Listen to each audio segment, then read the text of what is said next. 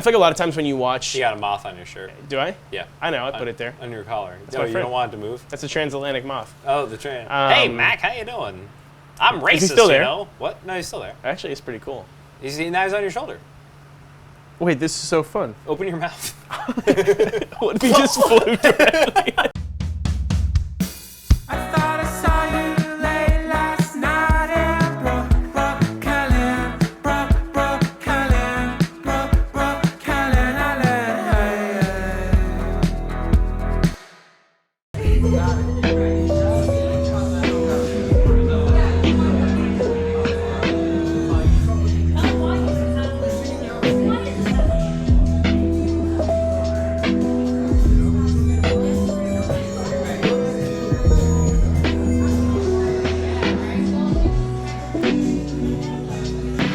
No, I constantly feel that when I'm either with my family or with my friends. I'm like, I think I'm probably like the 5th funniest person in this room. Yep. And there's always the uncle who will come up and be like, I got a joke for you. Yeah, for you to give to your boss. It's about this Biden guy. Yeah. Right? I'm like, all right. They always do that. They always think they're like the funniest person. And they tell me a joke that's literally been told for like probably 100 They try to give you one of these handshakes. Like a knock-knock joke. And then they hold on too long. Like, you know what I mean? Just warm whiskey breath in your ear. I got a funny joke for you.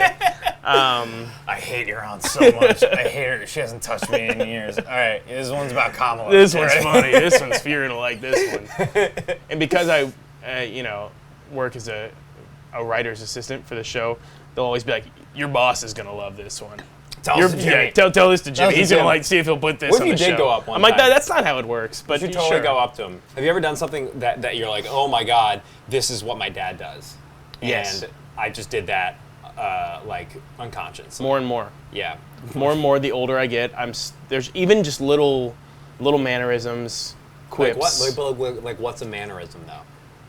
You know what's a mannerism you have? Wait, tell me. Sometimes you'll say like, "Good God," or like, "Oh gosh," or like something gosh, like, yeah, which is gosh. great. Yeah. Or does your dad do that? Or is that Golly. you? Is that a signature Mac? Gosh. Yeah, like golly. That might be my dad. Which is really funny.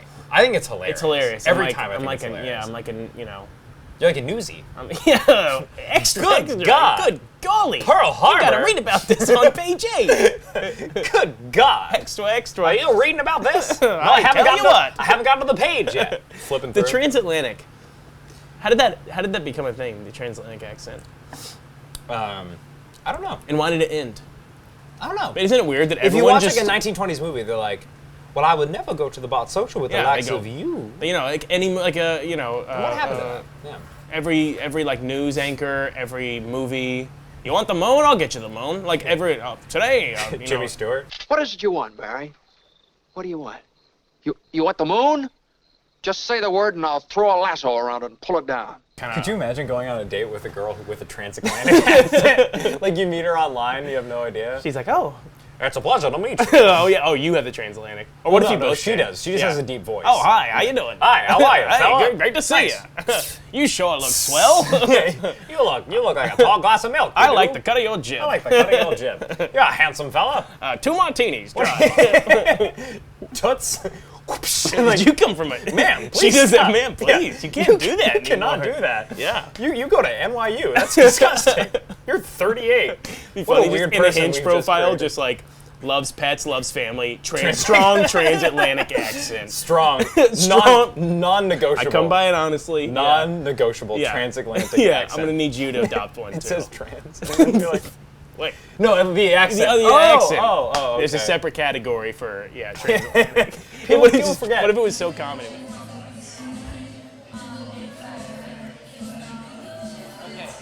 Yeah, everything in here from the tile, the floors, we did this wallpaper. It's a texture that my business partner painstakingly painted over like a week time, just dragging paint down it and then scraping paint off to make it look the way it does.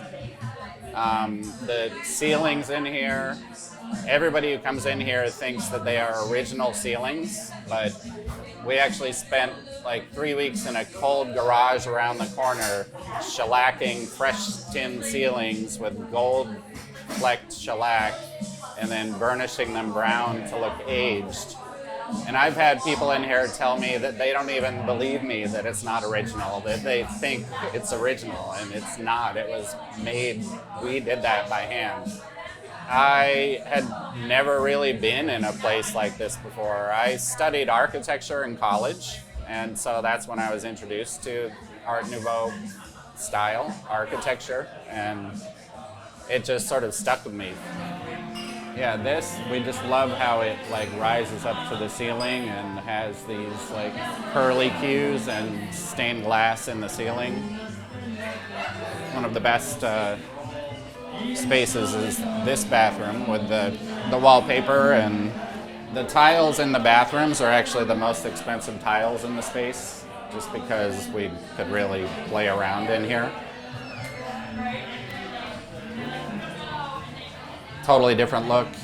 We actually got reviewed, somebody was reviewing bathrooms about 4 years ago and loved our swan sinks and gave us 4 toilets or something like that on the review. I actually have a day job, so this is like, I have 2 jobs. I'm the bar owner and I have an office job during the day. So I'm basically here when we're not open, fixing things, and then occasionally come here when we are open and try to enjoy the space.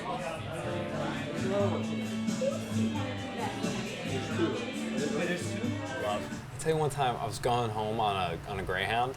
I was going from New York to Boston, and the driver of the bus, he goes, "All right, folks, on our way to Boston, home of Manchester by the Sea." It's like, why did you pick that movie? Was that right around the Oscars? Movie. No, this was last year. You know he watched the movie the night before and it just rocked him. You remember when Casey Affleck tried to shoot himself? Yeah, you're like, we're going there. Out of all the movies? Yeah, I was like, what a movie. Like The Departed. So many movies. Yeah, Good Will Mystic Hunting. River. Yeah, The Town. Fever Pitch. Fever Pitch, yeah. And Spotlight. Spotlight. Such a good movie. That would have been more. Spotlight. Like, whoa. Oh my gosh. I recognize a lot of scenes from that movie driving through My there. name was in that, and I'm not an actor. Yeah, I got paid for that movie. Blessings. Residuals. Oh no. All right. Okay, but seriously, this is serious. For your work, has the strike affected y'all at all? I mean, it hasn't like stopped like any social media video making. Right. I have a lot of friends who are out of work right now. But with Morning Brew's overall, no, unless like we unionized, but that has not happened. Yeah. So, go home. I'm dead.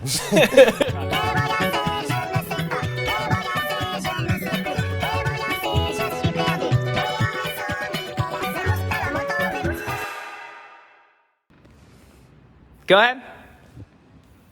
Go ahead. Yep. Yeah. Yep. Knew it. I knew it. No, you're all fired. You're all fired. Well, that's why like A24 is making films now. explain. Well, A24 is an independent studio. Right. So they're not affiliated with like an HBO, a Paramount, or anything like that. So they have waivers right now to continue filming. Oh, they're still. Oh, yeah. Okay. Yeah, no, they're still I working. see what you mean. Okay. And so, like, you know, A24 is doing. Jesus. Is that my moth? Yeah, you want them? Did you catch it? Yeah. Nice. Want No, that's like a What is it? like a grasshopper. No, that's not a grasshopper. A mantis? He's got wings. Oh, Oh, I crushed him. Oh, Ah. come on. Oh, there's one on me. But like, I was talking to an actor today who she's just doing like a run through of game shows right now. Really? Yeah, just hop on different stuff because you get paid from it. Yeah. It just can't be like any major movie. You can do commercials too. Like you can still act. It's just probably not the projects anybody's gunning for right now that you can actually do. That's crazy. Yeah, it's. I mean, I know that I think from like what I understand that, you know, obviously from writers of the show and just knowing that WGA is very forthcoming with like information that they, you know, as soon as there's a meeting or there's progress, you usually will read about it in Deadline or whatever. Yeah. And I feel like there hasn't been much since the strike started. I mean, it seems like kind of a staring contest, waiting for one side or the other to blink, and it's just like insane because I think within the first less than 60 days, the studios had already lost more than what the writers were asking for like. Oh, really? Yeah, like it's not about the money, obviously. Yeah. It's about trying to like send a message to writers, and it just kind of like, I don't know, it's insane. There's so many people that are out of work right now after having been milked for content over the last like 3 years. Yeah. It's like, we need shows, we need all this stuff, which like is great because it gives more opportunity to writers, but it's such a funny flip of the switch where 2 years ago studios were like, try to crank out as many shows as they want, and now all of a sudden they're like, oh, we don't really need you guys that much. Let's see what we can do without them. It's crazy. And, yeah, so it's also weird, like, as I'm not in the WGA, I'm not a writer, but I'm still out of work because of the strike. And obviously, I want to be a writer eventually. I want the writers to get everything they're asking for. But it's like a weird spot to be in for everyone, not only for the writers, but for all the other staff members of the show.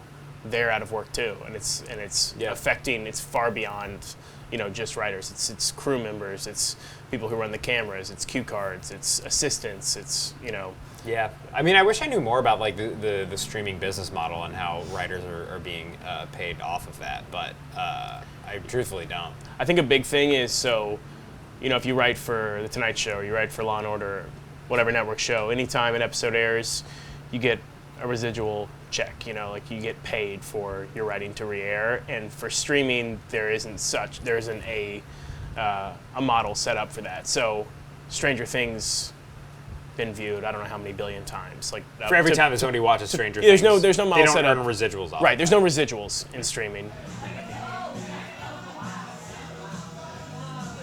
I bought an orphanage in Uganda, and I have been supporting that. I bought them because I was supporting them for some time, and they were like, hey, we have an issue with being able to afford the land that we're on. We're in a constant state of displacement. And so I've ended up creating this Web3 project that is kind of centered around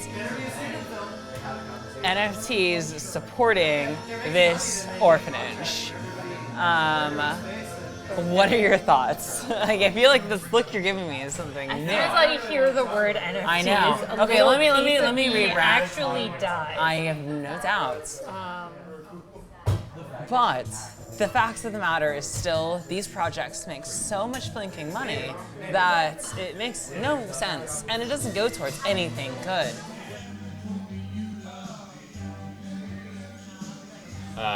I even feel like most people don't really use social media now as like a lot of people use it to consume content, which is not what It's it was a new like thing, yeah. originally intended. I will say, because I'm just a natural hardcore people pleaser, man. People pleaser, yeah. Hardcore people pleaser, and have always cared way too much about what people think. And I used Instagram in high school and college, just like What would you? friends at the beach, me and literally me in the a long line of like the same 10 guys in every photo, just in different places. Oh, funny. Because I think in a way, we both I've been up on stage doing comedy, and I have done it on social media. And in a way, that first time when you kind of commit to like posting comedy on social media, it is sort of like a step out. Because I had a bunch of followers of people who were just my friends or people I'd met, knew along the way or whatever. And it was a bit intimidating, like, okay, I'm committing to this. I'm going to start doing comedy. And it freed up a lot of those feelings of like, I need to project my life, or I need to act like. Yeah. It was kind of a freeing thing, and it made me care less about what people thought. Because I'm posting videos of me doing comedy. When you're first starting, you're like, this is kind of embarrassing. Like, what if it doesn't? What if I suck? What if people hate it? Yeah. It's like that thing on TikTok, Cringe Mountain. You see this? It was talking about how to really feel freed as a person online, you need to climb Cringe Mountain, which is a mountain of just being cringe, and you're just cringe. And people will tell you, oh, you're being cringe, you need to stop doing that. Oh, this is terrible, this isn't funny. But then you just keep muscling through it, and then eventually you get to a point where you are free. And a lot of people are stuck on this side. That's funny. Or they never climb the mountain, and then they never really get to the freedom part. Yeah, but, that's really funny. Like, in terms of posting content and stuff. Yeah, it's much more public perception stuff. I had a ton of people, I feel like when I was first starting, kind of fringe friends comment dude, what is this? What is this shit? The those. The worst is people are like, wow, you're really going for it, huh? And you're and I'm like, I'm trying, man. And I'd see people it looks like you have a lot of free time. I'm like, really? Or do you know what a dark pattern is? No, it just sounds made up. It's like, what's a good example of a dark pattern? Like, you like for my personal experience, like we have a remittance app and we say that there's no fees, 0 fees, but we actually have hidden all of the fees in your conversion rates. Disgusting. Like that's a dark pattern of like basically hiding something bad. Amazon Prime Day is an example of a dark pattern. Amazon Prime is an example of a dark pattern. So many different people are trying their hand at comedy from all walks of life, which is great. Yeah. And the barrier to entry has never been lower for people. And you see some people blowing up on TikTok for a certain thing that they do, like a character or a bit, and then they sell out shows, and people want to see them do that character, and then their shows sell great. They're And then they're casting an A24 movie. Like, yeah, and then you see other people like grinding out at New York comedy clubs right now and doing the traditional route that like a Seinfeld would like tip his cap to. Yeah. And I feel like both are viable paths that you can take to at least make a living doing this. Yeah. And I talk like somebody who has an idea of what is right, and I don't. But yeah. What's interesting seeing just kind of like people at like a similar level right now, which is very entry level. Everybody's coming at it from like a different angle, which I feel like is so different than how it was traditionally. Yeah. Like Curtis Connor's a really good example, and he I don't know if you know him, but he's like a YouTuber. Young kids watch it. You're 50, so you wouldn't know. But he has like an hour of material, and he's a YouTuber, and he's hilarious. But he wasn't like, I don't know where he lives, but he's not like grinding it out at like Clubs like every I am. night. Yeah. So, but it's like, props to him, man. Everyone has, You know, who am I to be like, you can't do that? You know? It's interesting hearing two comedians opine about comedy, and we're not like successful. Like, because you hear like Jerry Seinfeld do it, and they can talk about like, you're like, how I they got actually to care where- about this person's opinion. This is comedian, instead of comedians in cars getting coffee, this is like comedians at a table figuring it out. This is losers at a table.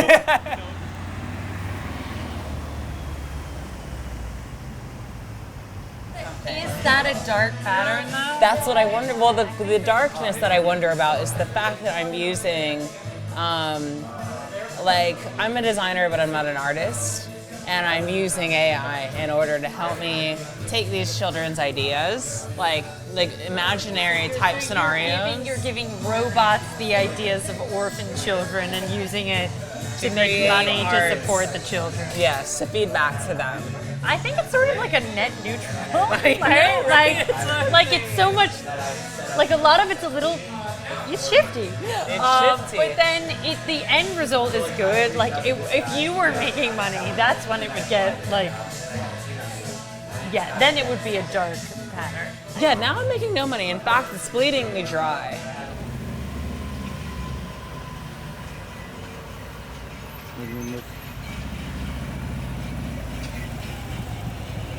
So, comedic low point, like So far? Yeah. I'm sure there will be another. I assume I haven't reached mine yet, but like, what has been a moment where you're like, whew, this is humbling.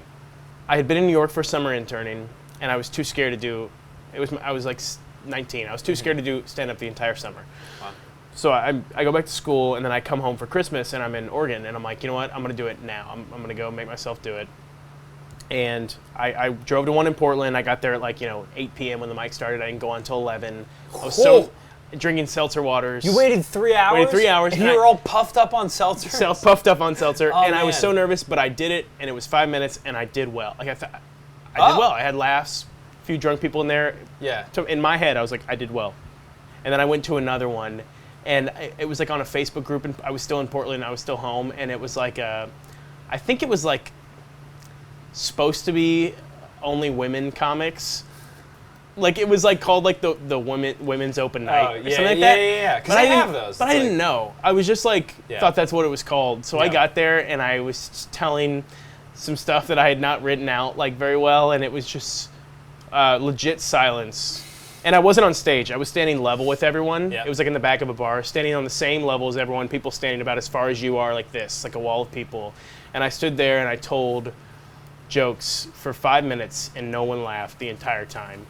And then it was like that thing after where you feel like you have to stick around because you don't want to look like Yeah. a sore loser. Yeah. I've done that. I've left. That was my first one. I don't know if I'm sure I've had ones that are more private. That's tough though. Private and humiliating. 5 minutes of no laughs. That's a long. That's a long ass. Yeah, time, I think people man. were like, this freaking. I'm surprised that you stayed on for the whole 5. Like, I did. I was sweating. good for you, man. Yeah. That's tough. But I think I've probably had more recent humiliating ones just with like my inner self. From uploading videos. Yeah, totally. Like that was the open mic. Those are the most public ones. But I think like the most hurt, like the ones where you're most like dejected, discouraged, are those ones. Well, I think it's easier to be in your head more when you're by yourself looking at views, and that's really what I hate about social media, is that you just keep scrolling. Yeah, and like your brain is just completely like in your own head, and negative thoughts can just kind of like complement each other, and then they just kind of build on themselves. Yeah. Whereas like when you're in an open mic, you're kind of in fight or flight mode where you're not so much in your head because you're watching everybody else and you're kind of hoping that like other people do bad to make you not feel so horrible. Yeah. But that's like the social media is so isolating that any negative thought can perpetuate so quickly. You have to like go outside. I'm a butterfly, taking my time. I'm a skeleton.